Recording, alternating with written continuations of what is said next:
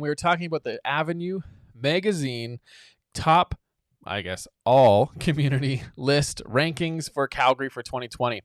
Now, I want to walk you through these lists, kind of where does your community rank? So if you live in Calgary, they only do it for Calgary. So if you're in Airdrie, those communities, they're not a part of this list. But if you are in Calgary, your community is ranked on this list. What do you think of this list? Tell us in the comments as we go through this.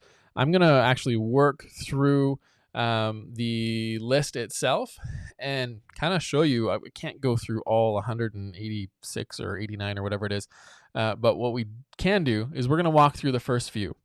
Put your comments in here. I want you to answer the question. What do you think of this list? What do you think of this process? And where did your community land on this list? And why do you think your community should be higher or maybe lower? I don't know. Actually, if you think your community should be lower in the list, I want to know why. But here we go. Let's dive in and take a look at the top list. So this is the Calgary's Best Neighborhoods 2020, the full list. All right. So I will actually post this link right in here in the comments. That way you guys can see for yourself. See the full list here. There you go. So this is the full list on Avenues magazine. And again, make your comments, say hi, say where you're at, where you're from, where you're watching from, and why do you think this 185 Calgary community list is good or it's bad? So let's dive in. The top communities. There's a whole methodology they go through this, but the top communities this year, I guess the top 10 is Brentwood, Varsity, Crescent Heights, Sunnyside, Bridgeland / Riverside, Dalhousie, Hillhurst, Bowness, Acadia, and Edgemont. Now, what do you see in this list? What do you see in this trend? I'm seeing a lot of north. I'm seeing a lot of northwest.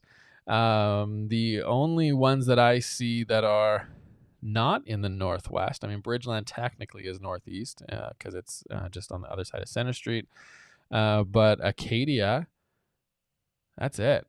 The top 10 list only has one south community. Why? Why do they have that? I want to hear your thoughts. Put your comments in. Tell us why you think there is only one south community in the top 10 list here. Let's continue on. Number 11 is Huntington Hills, Inglewood, Lake Bonavista, Riverbend, Altadore, Dover, Eau Claire, Signal Hill, Thorncliffe, Mount Pleasant, Montgomery, and Arbor Lake. So these are your all the way up to the top 22 communities in Calgary. It's an interesting list. It's a diverse list. It's not what I would expect. The methodology that Avenue Calgary has used and how they determine is really based on a lot of different characteristics, different things. So they're using the neighborhoods defined by the city of Calgary. They're basing their scores, and I think it's the weight of importance. I think you can see my screen there. But the weight of importance, which right at the bottom. So 216 points, I guess, is for parks. The next one is pathways.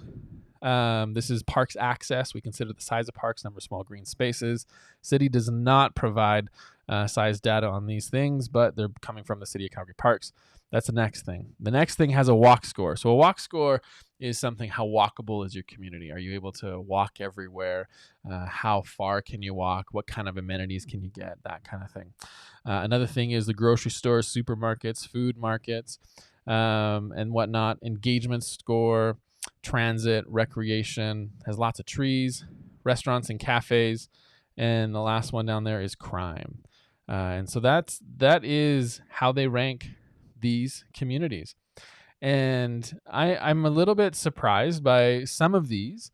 I would think communities like, oh man, what are some, like when you get further down, it is quite surprising how many different communities are in here. So like Banff Hill, Capitol Hill, Banff Trail, pretty walkable areas. I'm trying to just think through some of this, like Killarney, Glengarry, very walkable, but it's down in the 50s. It's below Whitehorn. Whitehorn is a walkable community. Whether you live in the northeast, northwest, southeast, southwest, it's super interesting. some of the stuff like Sundance, like a lot of these lake communities. Why are these lake communities not higher up? So for example, I did see like Arbor Lake is the only lake community in the Northwest. But Lake Bonavista, I think that's the highest lake community. And let's be honest, Lake Bonavista is a fantastic community. But where do you see your community on here? I know there's a bunch of you watching. Comment. Where do you see it on here? Why do you think your community is ranked where it is? And why do you think it should be ranked higher? Let's go down into the like lower end here, like Aspen Woods. There's New Brighton. Let me see. Like some of those, I guess, newer lake communities don't have as much walkability, and the parks are newer. Some of that might come into it. Upper Mount Royal. It is an expensive community, but very walkable. Like a very walkable, beautiful parks, really established, all that kind of stuff. Same with West Hillhurst. See, what I find kind of funny too is if you go to this page, when you go to their first page, where is that thing that I saw here? Sorry, this is all live and I'm just flipping around. The area that has it all. This one is what I found interesting. So Crescent Heights, Sunnyside, and Hillhurst all scored highly in the neighborhoods, but here's what makes those neighborhoods great. They are saying that these three communities are the ones that that basically have everything. I'm trying to look for some better stuff here, but community highlights, Sunnyside. I mean, they got the curling club. Hillhurst. I guess the only thing going for Hillhurst is Crave Cupcakes. I mean, I'm not complaining, but do you think that's the only thing going for Hillhurst? I don't think so, but it's a good picture. There's a lot of good shops. I mean, they go into it, but when they actually talk about it, like Hillhurst, like where was that? We were just looking at it. Like Hillhurst, West Hillhurst, those are great communities when we're looking at it. I mean, Falcon Ridge, Millrise, Hawkwood. Hawkwood is a really good community in the Northwest. Evanston, 110. So like our 100th community is Evergreen. Royal Oak, Shaganappi. I mean, there's so many communities in here. But I guess my biggest thing is, do you agree with the list?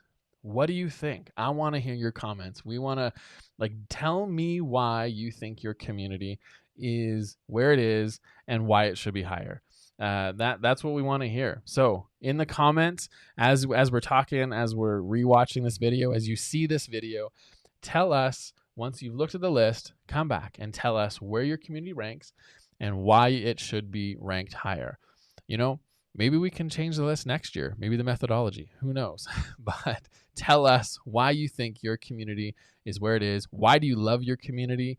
Maybe why you don't love your community. I don't know. But in the comments, let's hear from you. I want to hear from you guys. So that's what we have today. There's the list. Any comments, questions about anything else, just reach out.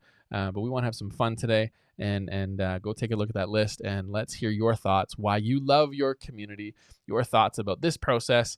Let's share, let's comment, let's converse. We'll see you guys soon.